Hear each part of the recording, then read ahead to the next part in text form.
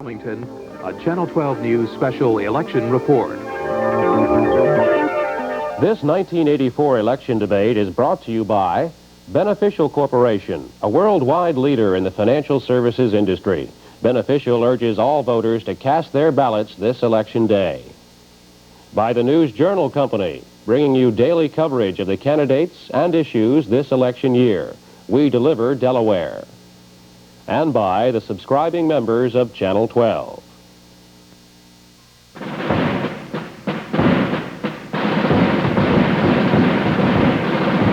The 84 debates.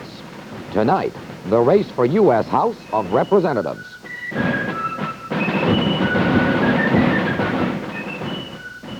Good evening. I'm Pat Downs. Welcome to the first of 5 debates. Tonight, Tom Carper, the Democratic incumbent, and Elise du Pont, the Republican challenger. Our panel of reporters include Delaware News 12 political reporter Janine Jacquet, News Journal columnist Ralph Moyet, and from WYLM News Radio, Julie Fox. Earlier this evening, there was the toss of a coin to determine who would get the first question. And that, sir, belongs to you, Mr. Carper. Thank you. So we'll start the questioning right now. Janine Jacquet, you have the first question. Thank you, Pat. Good evening to both of you. Mr. Carper, you support a balanced budget amendment, but it says nothing about limiting tax increases which might be sought to balance the budget. Mrs. du Pont supports a version of the amendment that does restrict tax increases. Why don't you? Mrs. du Pont supports an amendment that was, quite frankly, supported 2 years ago by my opponent, Tom Evans. At that time, he and I had quite a discussion on what kind of balanced budget amendment we should have. I want you to use your imaginations for just a moment. Imagine it's January of 1985, and imagine that we have a new governor going down to Dover to present to the legislature a budget. And that new governor comes to the legislature and he says, here is my new budget. By the way, it's $200 million out of balance. Now you, state legislature, go out and raise the taxes and you cut the spending in order to balance my budget. Well, quite frankly, that's just about what's happened in Washington this year. President Reagan came to the Congress in January of this year and said, here's my budget proposal, and my budget is $200 billion out of deficit, out of balance. Why don't you cut the spending? Why don't you raise the taxes to balance my budget? I think it's important for us, if we're going to amend the Constitution, and I think we should, to require a balanced budget, I think we should require something of the President. I think we should require the President to first propose a balanced budget, and then for the Congress to adopt a balanced budget. The approach I would like to see us take in reducing deficits in the next several years is really taking a chapter from the Delaware book. And what we did here in Delaware a couple of years ago is we decided we were going to freeze spending. We're not going to let any category of spending grow from one year to the other.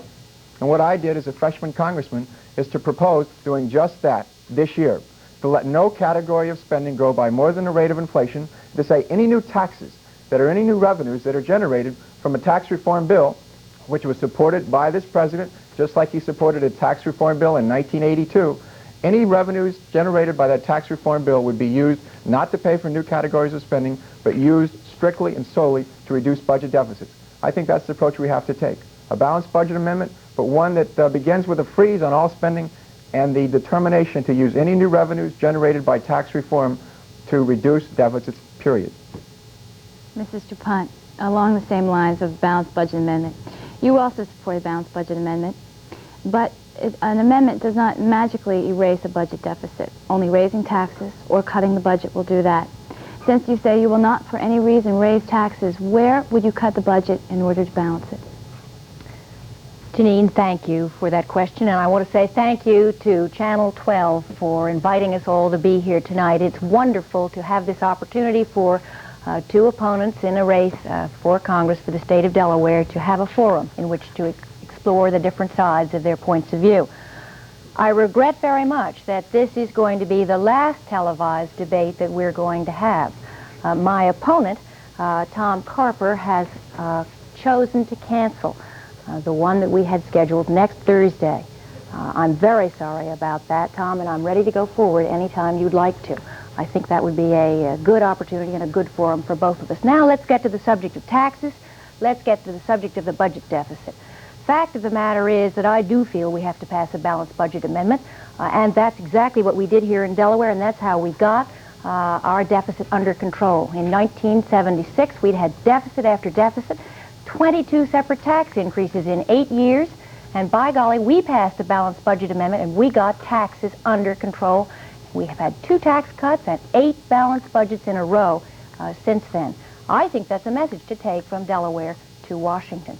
But I also think that my opponent has been a Johnny-come-lately on this. He has not always favored a balanced budget amendment. I have correspondence that says otherwise. And frankly, I don't think that you can vote one way in Washington and say another thing in Delaware. And that's exactly what's going on here. And I know that's the case because that's exactly what Tom Carper's record is. He says one thing in Washington, he does one thing in Washington, and he says an entirely different thing here. I do not favor raising taxes. We've got to cut the budget, and that's exactly what this entire election is all about. And frankly, I'm just delighted to be here tonight to have that opportunity to talk about this. Mr. Moyet, if you would direct your question, please, to Mrs. DuPont. I would like to rephrase Janine's question. What specifically would you cut out of the budget to achieve that balanced budget? You will not... Ralph, I think there are a number of things that will happen once the balanced budget amendment is passed. And the fact of the matter is that my opponent claims to be in favor of a balanced budget amendment, and yet he signed on to one in Washington that only has 7 sponsors to it. The one that I favor has 192. I think there's quite a difference. And that's do one thing in Washington and say another in Delaware. Fact of the matter is, as soon as that balanced budget amendment is passed, we're going to see some things happen. We're going to see competitive bidding come into the military, save us better than $7 billion. We are going to see some major tax reform. That's not raising taxes. That is major tax simplification, because today the IRS cannot collect the money that it is owed because our tax code is so complicated.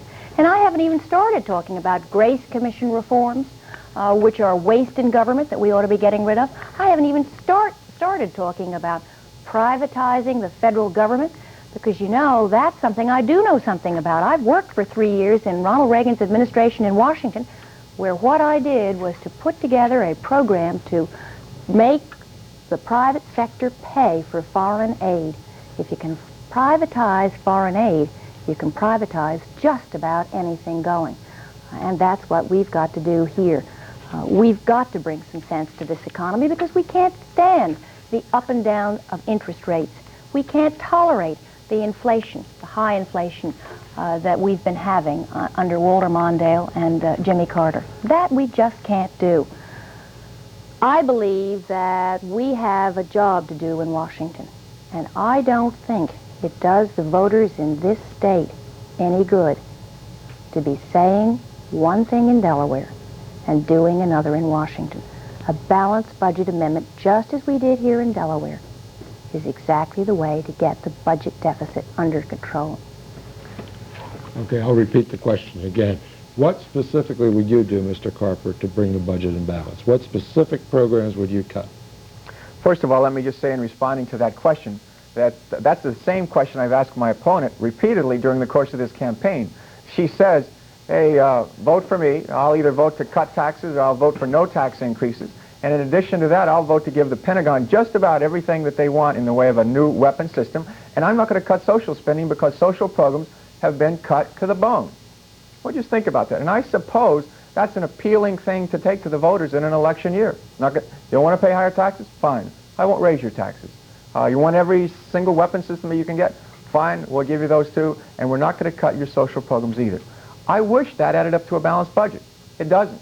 We can implement every one of the Grace Commission recommendations, every single one of them. We already have passed legislation, at least, saying that we're going to force the military to use competitive bidding. We can implement every single Grace Commission recommendation. And after we've done that, Elise, we still have budget deficits that exceed $150 billion this year and will grow to something over $200 billion by the year 1989, unless we do something. Something that I think we should do is pretty much what we did here in Delaware 2 years ago. And that is to say, we'll let no category of spending grow by more than the rate of inflation. We'll let defense grow by the rate of inflation. We'll let some of the safety net programs like child nutrition, handicapped education grow by the rate of inflation. That plan, which was presented by the freshman Democrats to the Congress this year, had it been adopted, would have cut the growth of the deficits by $230 billion over the next 3 years. That's $230 billion. We were opposed, on the one hand, by the President, because we didn't spend enough for defense. We were opposed, on the other hand, by the Speaker, because we didn't spend enough on social and domestic spending. There weren't enough moderate Democrats and Republicans in the middle to carry the day on that fight. But we've begun to regroup, we've begun to prepare for next year, and next January, if I have the pleasure of representing Delaware again in the Congress, we're going to push that program through. Ms. Fox, if you would direct your question, please, to Mrs. DuPont. My question deals with defense. Two parts. Specifically, is the I'm MX... sorry, let me correct you on Yes. that. It's to Mr. Carper. Okay. Is the MX missile a waste of taxpayers' money, or is it something that will strengthen our country's defense and security? And then more generally, is there waste that can be cut in the Defense Department? First of all, let me say I'm a guy who spent about 15 years of my life in the defense of my country. I served 5 years on active duty during the Vietnam War, 3 tours in Southeast Asia. Since that time, I continue to serve as a naval flight officer. This job of my squadron flying out of the Naval Air Station at Willow Grove, Pennsylvania, is to track Soviet nuclear submarines in the Atlantic Ocean. The threat that they pose to us, the threat that the Soviets pose to us, is a serious one. It's not one that we should take lightly. Having said that, we cannot afford to buy every single new weapon system that the Pentagon has its heart set on. I'll give you a good example of weapon systems that I think make sense. I think we need 1 new bomber for the Air Force, not 2. I think the stealth bomber would do just fine. I think we need to put air-launched cruise missiles to give our bombers a standoff capability from the Soviets or any other nation that we enter into war with.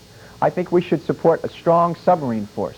I think we should support strong conventional forces so that we have airplanes that fly, ships that will go to sea, submarines that will go to sea, tanks that will operate, guns that will fire. I think it's important for us to have a strong Navy, carriers, cruisers, destroyers. I voted in favor of deploying Pershing IIs and ground-launched cruise missiles to Europe. Those are the kinds of things that I've spoken for and fought for. What doesn't make sense is an MX missile that's a sitting duck. An MX missile, 99% of which could be knocked out by the Soviets in a surprise attack. 99%. And we plan to spend 30 billion tax dollars to buy 100 of them. Knock out 99% of them, that leaves us 1 left. I don't know that that really adds to our national defense. My opponent and I have different backgrounds with regards to defense. She has said as recently as this month in a statement before the Masonic Club that we have 12 or 13 nuclear submarines in the American Navy, and that our submarines, for example, don't have the ability to communicate or to copy transmissions at sea. That's just not true. That's just not the case. I know that's not true, in part because of my background and experience that I bring to the job. Okay, thank you, Mr. Carper. Ms. Fox? The same question, would you like me to repeat it? No, but I would like to correct an impression if I could, Julie. I did say 12 or 13 nuclear subs, and I was talking about Trident subs, and I think Tom Carper knows that. Fact of the matter is, I support the President on the issue of defense, and that is very, very important to know. I believe we need a strong national security. That's the way in which we're going to have meaningful arms control. That's the way in which we're going to begin a build-down from both sides and start to get rid of some of these dangerous weapons. Fact of the matter is, my opponent stands here and talks, listing missile after missile after missile, and defense matter after defense matter, and submarines, and every word he can pull out of his head, but he's voting against 2 of the 3 basic kinds of defense for this country. And that is wrong, ladies and gentlemen. That is wrong.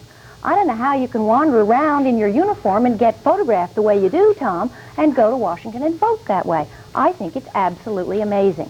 I would like to read something, if I might. This is from Rear Admiral Mark Hill, who is the man in charge of legislation for the naval aviators. And I'd like to read what he says about Tom Carper. Tom Carper is evidently not sophisticated enough to recognize the significance of the MX missile as a lever in negotiations with the Soviets looking towards arms reduction. I am a little surprised at a congressman who likes to strut his naval officer image, but who does not seem to understand why we need to go ahead with the MX. And that's just what we're talking about here. Somebody who votes one way in Washington and talks another way in Delaware. And that's not what we need to represent us in Washington. We need someone who's going to have the courage, the guts, to come back to Delaware and tell it like it is, because that's what this election is all about, ladies and gentlemen. Not somebody who's photographed one way and votes another way. I think we need to have a little bit of candor here. I think we need to have a little bit of leadership. All right, thank you very much, Mr. DuPont. Mr. Cade? I'd like to follow up on the MX and the defense spending in general. Mrs. DuPont, you have said that you support the MX and the B-1 and a strong defense. And when asked about where you would cut in defense, you bring up the Grace Commission and talk about competitive bidding, and you say that would cut about $7 billion, I believe is the figure you use. Is that the extent of what we should cut out of the Defense Department? And if not, what other specific systems or programs would you cut? I think there are a great many economies, Janine, that we can and should be making in the defense area, and we've just begun to look at them. Tom's correct. We have voted in favor of competitive bidding, but we haven't implemented it yet, and that's what we're talking about, is saving the money that implementing it would save us. That's really critical. We've got to do things like using the private sector for testing weapons. We've got to bring the economies into defense that we have not been able to bring in to date. Yes, we have needed an expanded defense. The fact of the matter is that we have had a defense that's been growing extraordinarily fast. In Jack Kennedy's day, we spent 49% of our budget on defense. When Ronald Reagan came into office, we spent 23% of our budget on defense, and that's up to 27 or 28% today. That's a very large growth in about 3 or 4 years. There are enormous economies that we can make. For instance, I would have voted against the DIVAD, a weapon that my opponent has twice voted in favor of, and which has now been scrapped by the Defense Department. That's going to save you better than $3 billion if you really want to talk about where you can save some money. I think we've got to get down to basics here and begin to run. And the Defense Department is only one illustration. That's only one illustration of what we're really talking about here, which is managing government. And government ought to have the same responsibility as every family listening tonight, as every business that has a bottom line responsibility. And that's really important that we begin to implement that. We haven't done it as well as we might have, and we have begun to build up. And we need to do that in order to be able to have meaningful arms control, because meaningful arms control and reduction of weapons is what we're talking about in the long run. And that's what one of the major things that this election is about this next week. Mr. Carper, you've just said that you oppose the MX and you would have voted for only one B-1 bomber. Do you think that our cutting of the defense budget should stop there? And if not, what else should we cut specifically? Let me correct what I think I understood you to say, Janine. I favor the notion of building one new bomber, not model of bomber, one new model of bomber, pardon me. One new model. What we have on the boards right now are building a new B-1 bomber in this decade and building a new stealth bomber in the next decade. That's 2 new bombers. I fly in an airplane, the P-3, that is just about as old as a B-52. I can understand and appreciate the desire of the Air Force to have a new plane. Quite frankly, some of my colleagues would like to have a new airplane too. We can't afford, however, to buy 2 new bombers here at the same breath. Another thing that I think is an extravagant expense is chemical weapons. This administration has sought for us to develop and build anew more chemical weapons. They call them binary chemical weapons as opposed to unitary chemical weapons. The difference between the two, we already have unitary chemical weapons. They're fine. We have plenty of them in stockpile if we ever need to use them. This administration wants to spend hundreds of millions of more dollars to build more chemical weapons. We don't need them. This administration wants to take the arms race into outer space. This administration would have us, I think, take an arms race, if it isn't expensive enough now, under the sea, on the ground, in the air. Just wait. Just hold on, ladies and gentlemen, because when we get it into outer space, that's when not only the cost will go through the roof, but when the danger quotient that we face as a nation, I think as an Earth, will go through the roof as well. There are certain weapon systems that we can buy that add to our national defense. The MX does not. 2 new bombers do not. Chemical weapons do not. Nuclear weapons in space does not. Those weapons simply add to our instability and also to our national debt. I stand for strong conventional forces. I stand for the other weapon systems that I talked about. And I will stand on my record, 15 years, in service to my country in a war and at peacetime. And I think those credentials will enable me to help pick between those weapons which work and those which simply do not. Mr. Carper, thank you very much. At this point in the program, we would like to give the candidates an opportunity to ask each other a question or to rebut anything that has been discussed to this point. Mrs. DuPont? Yes, I would like to ask Tom a little bit about his voting record, if I could. We've heard tonight about budget deficits. We've heard earlier about the line item veto, both of which, a balanced budget amendment and a line item veto, Tom says he supports. We've heard Tom talking about PAC reform. We've heard, in fact, something about the crime bill in Washington. We've heard about the MX and the B1. And in every one of those cases, Tom is saying something in Delaware that he's not doing in Washington. Let's just go through it. Balanced budget amendment, he says he's on board it. But the fact of the matter is that he's on board one that can't possibly pass the Congress. Line item veto, he says he's in favor of that. Fact of the matter is he's voted against it twice. PAC reform, Tom says he's sponsored PAC reform. Fact of the matter is 58% of his money in 1982 came from PAC contributions, and today it's 68% of his money. The crime bill in Washington, the toughest anti-crime bill in the history of this country, passed the Senate 91-1. Tom Carper voted 2 ways in 1 day on it. Did you want to ask the a MX and the B1 are the same thing, Isn't it exactly. somewhere, And Elise? what we're trying to do here, Tom Carper, is to see why you won't come home to Delaware and tell people what you're doing in Washington. Let's just talk about it. Elise has said many times in this campaign that Tom Carper voted twice last year against the line item veto for the president. Well, let's just look at those votes for just a second. The first of those, an amendment offered to a bill by Phil Graham, said, let's give the president line item veto powers. However, let's not give the Congress the ability to override those vetoes. Is that what we want? Is that what you want, Elise, to give the president unilateral line item veto with no override? How would you want to do that if Walter Mondale or Jesse Jackson? Absolutely. We have to got take the to legislature stop, out of the... We've got to stop this federal shell game with the Congress saying the president's at fault and then the president saying the Congress is I at just fault. differ with you. I just think that we need... I know ours you is differ a with system me. of checks and balances. Ours is a system of checks and balances. Checks and balances to say that is the not president working can today, veto ladies and legislation, gentlemen. That's what the to say that the problem president is. can veto legislation and the Congress never has the opportunity to override it, that just runs against the grain of, I think, our national fabric. You certainly don't mean that. Tom, the fact of the matter is that the Constitution of the United States, since the day it was written, has called on the Congress to balance the budget, and the Congress is not balancing the budget. Everybody knows it, $180 billion. I'll have to interrupt you at this point, Mrs. DuPont. Mr. Carper, it is your opportunity to ask a question of Mrs. I'll DuPont. try to ask a question. Okay. Elise, when you became a candidate, I guess about 10 months ago, you indicated that you were going to run a positive, issue-oriented campaign. And since that time, your campaign, I'm sorry to say, has degenerated into one of distorting and knowingly misrepresenting my record on some issues, including the line item veto that we just discussed, including taxes and balanced budget amendments and support of legislation to fight crime. This past Friday, I was driving to West Vaco to campaign at 6 o'clock in the morning.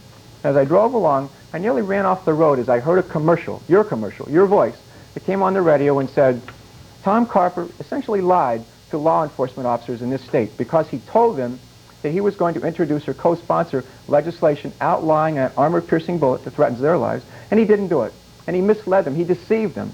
Well, you know that Mario Biaggi, the congressman from New York, who introduced that legislation, Congressman Biaggi introduced that legislation on January 26, 1983. May I complete it? Here too.